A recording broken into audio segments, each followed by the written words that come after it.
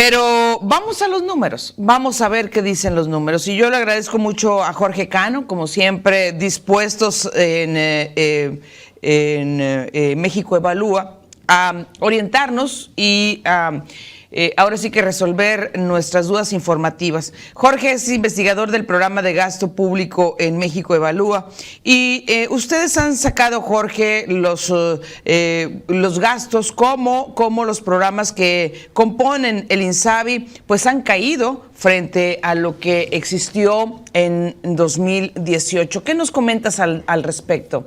Gracias por tomar la comunicación. ¿Qué tal, Soledad? Gracias por la invitación. Sí, efectivamente lo que nosotros vemos es que el INSABI ha sido desahuciado. Este proceso de transición hacia el IMSS Bienestar pues ha implicado una mayor caída del total de programas y frente el gasto total del INSABI frente al año pasado pues tiene una reducción de 18%, pero frente a lo que se venía viendo en pues años pasados, en 2018, específicamente antes de la transición de gobierno, pues vemos una caída casi del 40%, del 44%. Esto, pues, evidentemente tiene implicaciones fuertes en la capacidad de atención de las personas sin seguridad social. Nosotros, en otra gráfica que también tenemos por ahí, hemos detectado que el número de consultas en el primer trimestre de este año, pues, queda por ahí de 4.5 millones de consultas, pero en 2018 se daban más de 18 millones de consultas.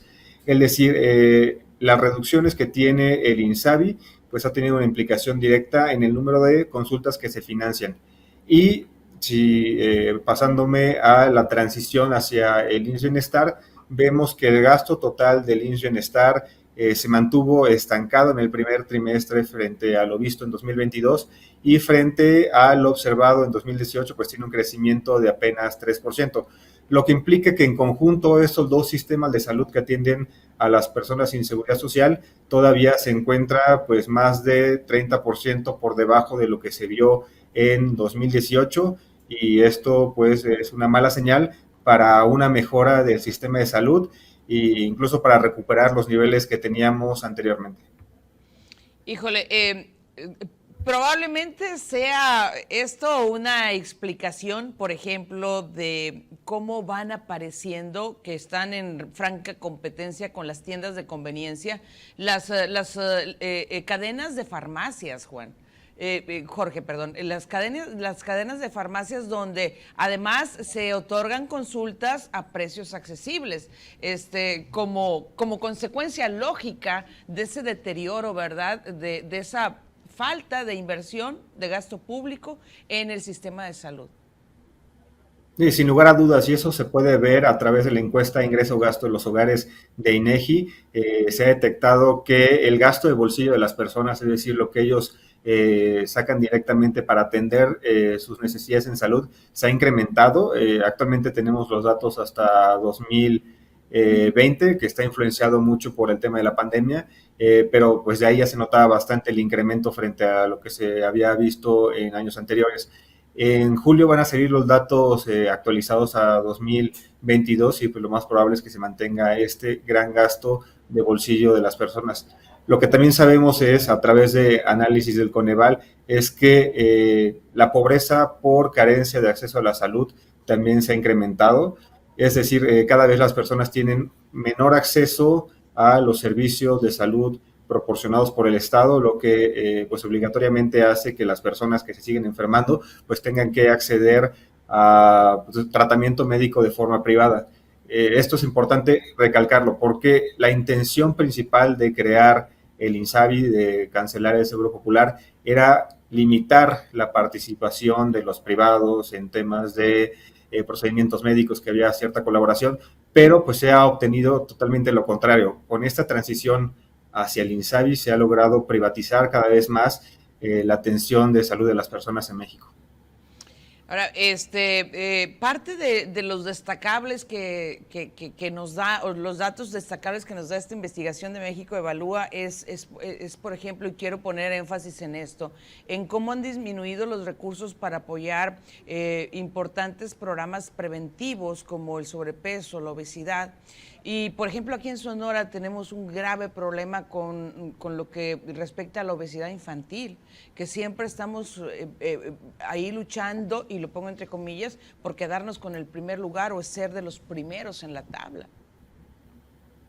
Sí, definitivamente es una mala estrategia de políticas públicas, de salud y de supervivencia para las personas. Lo que nosotros detectamos al primer trimestre de este año es que ese programa para atender la obesidad y el sobrepeso, que evidentemente causa diabetes, pues tiene un nivel de 6 millones de pesos, cuando en 2018, en un primer trimestre, se gastaban más de 400 millones de pesos. O sea, el recorte es más del 90%. Y esto tiene implicaciones muy graves para la salud de las personas y para las finanzas públicas.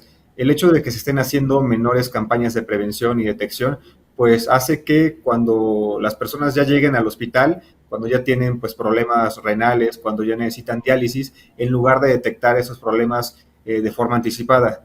Esto obviamente genera una menor supervivencia y calidad de vida para las personas, pero también en temas de finanzas públicas hace que el costo de atender a las personas con una enfermedad más grave, perdón, sea mayor.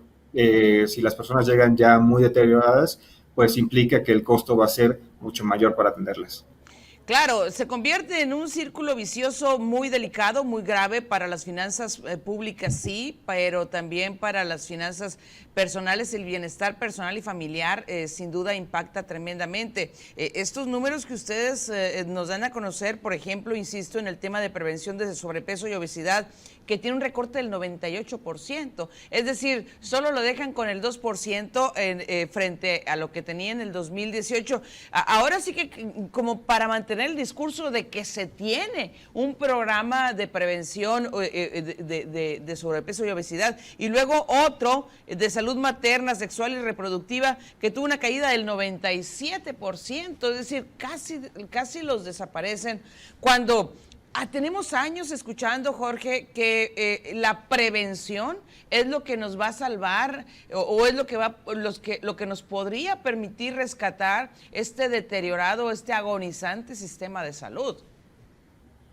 Sí, totalmente. En parte, la justificación de la caída del gasto y de menores campañas de salud, pues se dio en el contexto de la pandemia, ¿no?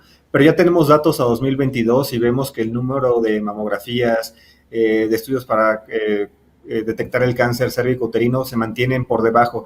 Y esta señal de que en 2023 el gasto del programa de salud sexual, materna y reproductiva pues tenga un recorte de más del 90%, creo que no supera no sé, 200 millones de pesos, cuando antes eran más de 1,000 millones de pesos, es una mala señal porque implica que hay menos recursos para hacer estos campañas de prevención, detectar el cáncer de mama de forma a tiempo, evitar de que las personas lleguen ya en un estado de metástasis. Y esto, pues, al igual que con la diabetes, limita la supervivencia de las personas y va a incrementar tanto el gasto de bolsillo de las familias como el gasto de los institutos de salud para poder atacar estas enfermedades. Así es. ¿Dónde podemos ver todo esto a detalle, Jorge? Claro que sí, está en la página de los números de erario. Ahí tenemos toda la investigación sobre finanzas públicas en salud y otros temas de interés para la gente. Muchas gracias, como siempre, a ti y a todo el equipo de México Evalúa por atendernos. Muchas gracias, Jorge. Un placer, cuando quieran. Hasta luego. Bye. Vamos a una pausa breve. Volvemos.